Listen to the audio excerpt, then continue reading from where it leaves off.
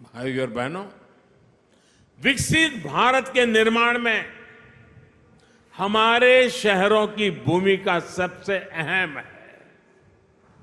इसमें भी अगर हम महाराष्ट्र की बात करें तो आने वाले 25 वर्षों में राज्य के अनेक शहर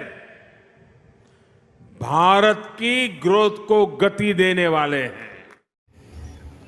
इन सब मुसीबतों से आपको बचाने के लिए स्वनिधि योजना है। और साथियों, जितना ज्यादा आप डिजिटल उपयोग करोगे, थोक में लेने जाओगे, उसको भी डिजिटल पेमेंट करो। जहां पर बेचते हो वहां भी लोगों को कहो में डिजिटल पेमेंट करो, तो स्थिति ये आएगी कि आपको ब्याज का एक नया पैसा नहीं लगेगा। आप कल्पना कर सकते हैं कि आपके कितने पैसे बचेंगे, आपके बच्चों की शिक्षा के लिए, आपके बच्चों के भविष्य के लिए कितना बड़ा काम होने वाला। इसलिए मैं कहता हूं साथियों, मैं आपके साथ खड़ा। आप 10 कदम चले, मैं 11 चलने के लिए तैयार हूं। वादा करने आपके उज्जवल भविष्य के लिए मैं आज आपसे आंख में आंख मिला करके ये वादा करने मुंबई की धरती पे आया हूं साथियों। और मुझे भरोसा है इन छोटे छोटे लोगों के पुरुषार्थ और परिश्रम से देश नई ऊंचाइयों को पार करके रहेगा। इसी विश्वास को लेकर के जब मैं आज फिर एक बार आपके पास आया हूं, मैं सभी लाभार्थियों को, सभी मुंबई को, पूरे महाराष्ट्र को और मुंबई को देश की धड़कन है, पूरे देशवासियों को भी मैं इस विकास कार्यों के लिए बधाई देता हूं। शिंदे जी और देवेंद्र जी की जोड़ी आपके सपनों को साकार करेगी, ये मेरा पूरा विश्वास है। और भारत माता की, भारत माता की बहुत बहुत धन्यवाद। आपका संबोधन सौगात के रूप में बरकरार हो रहेगा। मैं दिल की गहराइयों से आपका आभार ज्ञापित करती हूँ। धन्यवाद।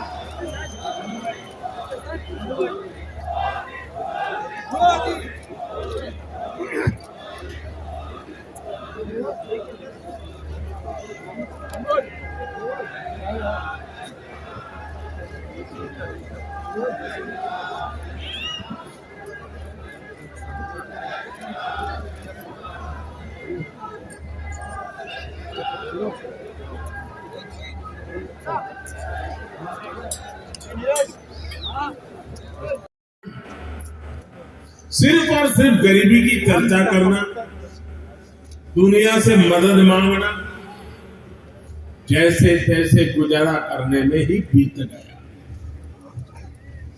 ये भी आजाद भारत के इतिहास में पहली बार हो रहा है जब दुनिया को भी भारत के बड़े बड़े संकल्पों पर भरोसा है। इसलिए आजादी के अमृत काल में विकसित भारत के निर्माण की जितनी उत्सुकता भारतीयों को है, उतना ही आशावाद दुनिया में भी दिख रहा है। और अभी शिंदे जी दावोस का अपना अनुभव वर्णन कर रहे थे। ये सब जगह पे यही अनुभव आ रहा है। भारत को लेकर दुनिया में इतनी पॉजिटिविटी इसलिए है क्योंकि आज सबको लगता है कि भारत अपने सामर्थ्य का बहुत ही उत्तम तरीके से सदुपयोग कर रहा है। आज हर किसी को लग रहा है कि भारत वो कर रहा है जो तेज विकास के लिए, समृद्धि के लिए बहुत आवश्यक है। आज भारत अभूतपूर्व आत्मविश्वास से भरा हुआ है। छत्रपति शिवाजी महाराज की प्रेरणा से स्वराज और सुराज की भावना आज के हिंदुस्तान में डबल इंजन सरकार में प्रबल रूप से प्रकट होती है। भाई और बहनों, हमने वो समय देखा जब गरीब के कल्याण के पैसे घोटालों की भेंट चढ़ जाते थे। टैक्स पेयर से मिले टैक्स को लेकर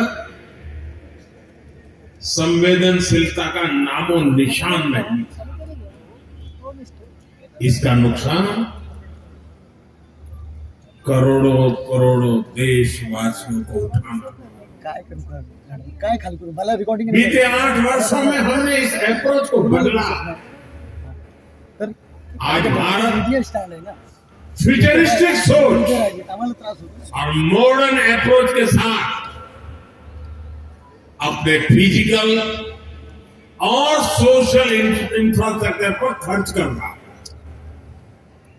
आज देश में एक तरफ घर, टॉयलेट, बिजली, पानी, कुकिंग गैस, मुफ्त इलाज, medical college, AIIMS, IIT, IIM जैसी सुविधाओं का तेज गति से निर्माण हो रहा है। वहीं दूसरी तरफ आधुनिक कनेक्टिविटी पर भी उतना ही जोर है। जिस प्रकार के आधुनिक इंफ्रास्ट्रक्चर की कभी कल्पना होती थी, आज वैसा इंफ्रास्ट्रक्चर देश में बन रहा है।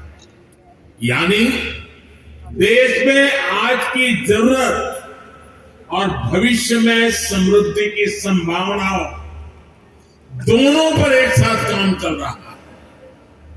दुनिया की बड़ी बड़ी अर्थव्यवस्थाएं आज बेहाल है, लेकिन ऐसे मुश्किल समय में भी भारत 80 करोड़ से अधिक देशवासियों को मुफ्त राशन देकर के कभी भी उनके घर का चूल्हा बुझने नहीं देता।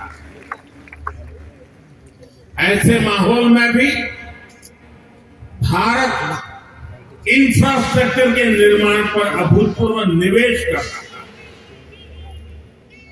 ये आज के भारत की प्रतिबद्धता को दिखाता है। विकसित भारत के हमारे संकल्प का प्रतिबिंब। भाइयों और बहनों, विकसित भारत के निर्माण में हमारे शहरों की भूमिका सबसे अहम है। इसमें भी अगर हम महाराष्ट्र की बात करें तो आने वाले 25 वर्षों में राज्य के अनेक शहर भारत की ग्रोथ को गति देने वाले हैं। इसलिए मुंबई को भविष्य के लिए भी तैयार करना ये डबल इंजन सरकार की प्राथमिकता है। हमारी ये प्रतिबद्धता मुंबई में मेट्रो नेटवर्क के विस्तार में भी दिखती है। 2014 तक मुंबई में सिर्फ 10-11 किलोमीटर तक मेट्रो चलती थी। जैसे ही आपने डबल इंजन सरकार बनाई, वैसे ही इसका तेजी से विस्तार हुआ। कुछ समय के लिए काम धीमा जरूर हुआ, लेकिन शिंदे जी और देवेंद्र जी की जोड़ी के आते ही अब फिर तेजी से काम होने लगा। मुंबई में 300 किलोमीटर के नेटवर्क की तरफ हम तेज गति से आगे बढ़ रहे हैं। साथियों, आज देश भर में रेलवे को आधुनिक बनाने के लिए मिशन मोड पर काम चल रहा है। मुंबई लोकल, और महाराष्ट्र की रेल कनेक्टिविटी को भी इससे फायदा हो रहा है। डबल इंजन सरकार सामान्य मानवी को भी वही आधुनिक सुविधा, वही साफ सफाई, उसी तेज रफ्तार का अनुभव देना चाहती है जो कभी साधन संपन्न लोगों को ही मिलती है।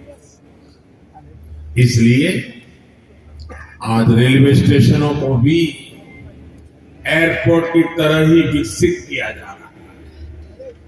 अब देश के सबसे पुराने रेलवे स्टेशनों में से एक छत्रपति शिवाजी महाराज टर्मिनस का भी कायाकल्प होने जा रहा है।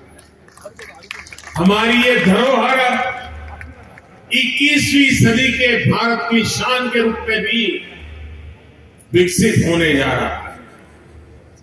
यहां लोकल और लंबी दूरी की ट्रेनों के लिए अलग अलग सुविधाएं बने। लक्ष्य यही है कि सामान्य यात्रियों को बेहतर सुविधा मिले, काम के लिए आना जाना आसान हो। ये स्टेशन सिर्फ रेलवे की सुविधाओं तक सीमित नहीं रहेगा, बल्कि ये मल्टी मॉडल कनेक्टिविटी का भी हब होगा।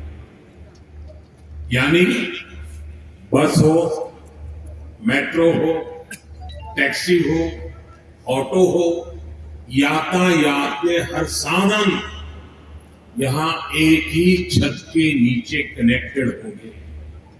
इससे यात्रियों को एक सीमलेस कनेक्टिविटी मिलेगी। यही मल्टी मॉडल कनेक्टिविटी है जिसे हम देश के हर शहर में विकसित करने जा रहे हैं। साथियों, आधुनिक होती मुंबई लोकल मेट्रो का व्यापक नेटवर्क, दूसरे शहरों से वंदे भारत और बुलेट ट्रेन से तेज आधुनिक कनेक्टिविटी आने वाले कुछ वर्षों में मुंबई का कायाकल्प होने जा रहा है।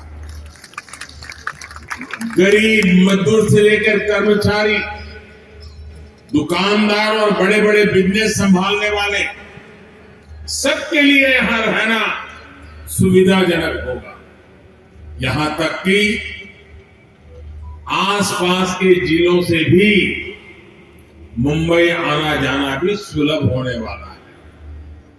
कोस्टल रोड हो, इंदू मिल स्मारक हो, नवी मुंबई का एयरपोर्ट हो, ट्रांस हार्बर लिंक हो, ऐसे अनेक प्रोजेक्ट्स मुंबई को नई ताकत दे रहे हैं। धारावी पुनर्विकास, पुरानी चाल का विकास, सब कुछ अब ट्रैक पर आ रहा है और मैं इसके लिए शिंदे जी और देवेंद्र जी को बधाई देता हूं। मुंबई की सड़कों को सुधारने के लिए भी आज बहुत बड़े स्तर पर जो काम शुरू हुआ है, ये भी डबल इंजन सरकार की प्रतिबद्धता को दिखाता है। भाइयों और बहनों, आज हम देश के शहरों के कंप्लीट ट्रांसफॉर्मेशन पर काम कर रहे हैं।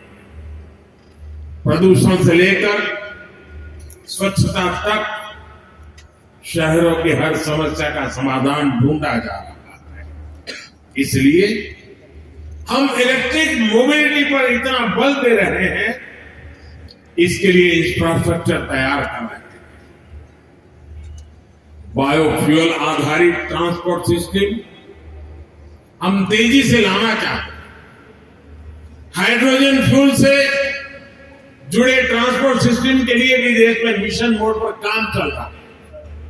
यही नहीं, हमारे शहरों में कूड़े की, वेस्ट की जो समस्या है, उससे भी हम नई टेक्नोलॉजी से दूर करने के लिए एक के बाद एक कदम उठा रहे हैं। वेस्ट टू वेल्थ का बहुत बड़ा अभियान देश में चल रहा है। नदियों में गंदा पानी ना मिले, इसके लिए वाटर ट्रीटमेंट प्लांट लगाए जा रहे हैं। साथियों, शहरों के विकास के लिए देश के पास सामर्थ्य की और राजनीति की इच्छा शक्ति की किसी भी चीज की कमी नहीं है।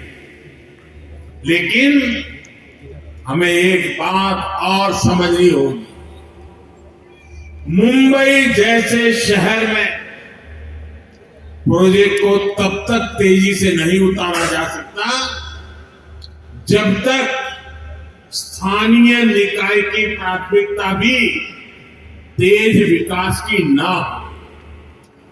जब राज्य में विकास के लिए समर्पित सरकार होती है, जब शहरों में सुशासन के लिए समर्पित शासन होता है, तभी ये काम तेजी से जमीन पर उतर पाते हैं। इसलिए मुंबई के विकास में स्थानीय निकाय की भूमिका बहुत बड़ी है। मुंबई के विकास के लिए बजट की कोई कमी नहीं है।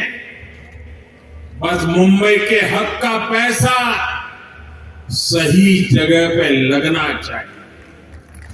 अगर वो भ्रष्टाचार में लगेगा, पैसा बैंकों की तिजोरी में बंद पड़ा रहेगा, विकास के काम को रोकने की प्रवृत्ति होगी, तो फिर मुंबई का भविष्य उज्जवल कैसे होगा? मुंबई के लोग, यहां के सामान्य जन परेशानियां झेलते रहे, ये शहर विकास के लिए तरसता रहे। ये स्थिति 21वीं सदी के भारत में कभी भी स्वीकार्य नहीं हो सकती है, और शिवाजी महाराज के महाराष्ट्र में तो कभी नहीं हो सकती। मैं मुंबई के लोगों की हर परेशानी को समझते हुए बहुत बड़ी जिम्मेवारी के साथ इस बात को रख रहा हूं। भाजपा की सरकार हो, एनडीए की सरकार हो, कभी विकास के आगे राजनीति को नहीं आने देती। विकास हमारे लिए सबसे बड़ी प्राथमिकता। अपने राजनीतिक स्वार्थ की सिद्धि के लिए भाजपा और एनडीए की सरकारें कभी विकास के कार्यों पर ब्रेक नहीं लगाती। लेकिन हमने पहले के समय मुंबई में ऐसा होते बार बार देखा। पीएम स्वनिधि योजना भी इसका एक उदाहरण है। हमारे शहरों में रेहड़ी वाले, पटरी वाले, ठेले वाले, ये काम करने वाले साथी जो शहर की अर्थव्यवस्था का अहम हिस्सा है, उनके लिए हमने पहली बार योजना चलाई। हमने इन छोटे व्यापारियों के लिए बैंकों से सस्ता और बिना गारंटी का ऋण निश्चित किया। देश भर में लगभग 35 लाख रेहड़ी पटरी वालों को इसका लाभ मिल चुका है। इसके तहत महाराष्ट्र में भी 5 लाख साथियों को ऋण स्वीकृत हो चुके हैं। आज भी 1 लाख से अधिक साथियों के बैंक खाते में सीधे पैसे जमा हो गए। ये काम बहुत पहले होना चाहिए, लेकिन बीच के कुछ समय में डबल इंजन की सरकार न होने के कारण हर काम में अड़ंगे डाले गए, रुकावटें पैदा की गई, जिसका नुकसान इन सभी लाभार्थियों को उठाना पड़ा। ऐसा फिर ना हो, इसलिए जरूरी है कि दिल्ली से लेकर महाराष्ट्र और मुंबई तक सबका प्रयास लगे, बेहतर तालमेल वाली व्यवस्था बने। साथियों, हमें याद रखना है कि स्वनिधि योजना सिर्फ लोन देने की योजना पर नहीं है, बल्कि ये रेहड़ी पटरी और ठेले वाले हमारे साथियों का आर्थिक सामर्थ्य बढ़ाने का अभियान है। ये स्वनिधि स्वाभिमान की जड़ी बूटी है। मुझे बताया गया है कि स्वनिधि के लाभार्थियों को डिजिटल लेन देन की ट्रेनिंग के लिए मुंबई में 350 कैंप लगाए गए, जिसके चलते हमारे रेहड़ी पटरी वाले हजारों साथी डिजिटल लेन देन शुरू कर चुके हैं। ये सुनकर अनेक लोग चौंक जाएंगे कि इतने कम समय में देश भर में स्वनिधि योजना के लाभार्थियों ने करीब 50,000 करोड़ रुपए का डिजिटल ट्रांजैक्शन किया है। जिनको हम अनपढ़ मानते हैं, जिनको हम लोग किसी भी भाषा में अपमानित करते रहते हैं, उन मेरे छोटे छोटे साथियों ने जो आज मेरे सामने बैठे हैं, ये रेहड़ी पटरी वालों ने ऑनलाइन मोबाइल से 50,000 करोड़ रुपए का काम किया है। और उनका ये पराक्रम, उनका परिवर्तन का ये मार्ग निराशावादियों के लिए बहुत बड़ा जवाब है, जो कहते थे कि रेहड़ी ठेले पर डिजिटल पेमेंट कैसे होगी। डिजिटल इंडिया की सफलता इस बात का उदाहरण है कि जब सबका प्रयास लगता है तो असंभव कुछ भी नहीं होता है। सबका प्रयास इसी भावना से हम मिलकर मुंबई को विकास की नई ऊंचाई पर ले जाएंगे। और मैं मेरे रेहड़ी पटरी वाले भाइयों से मैं कहना चाहता हूं, आप मेरे साथ चलिए। आप 10 कदम चलेंगे तो मैं 11 कदम चलूंगा।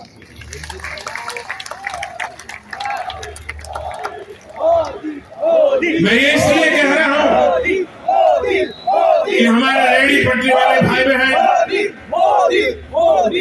साहूकार के पास पैसे ब्याज लेने के लिए टर्मिनस के आधुनिकीकरण का काम हो, सड़कों में सुधार का बहुत बड़ा प्रोजेक्ट हो,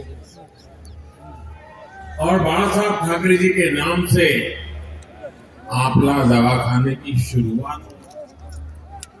ये मुंबई शहर को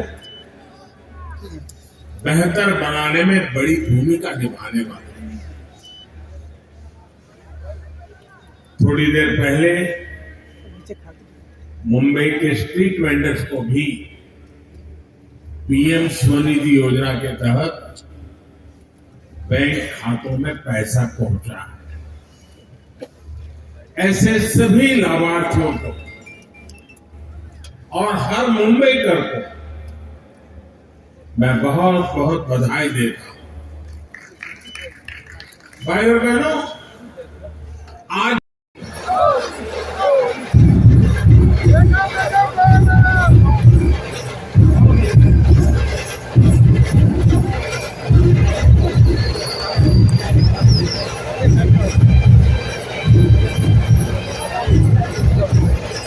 भारत माता की, भारत माता की।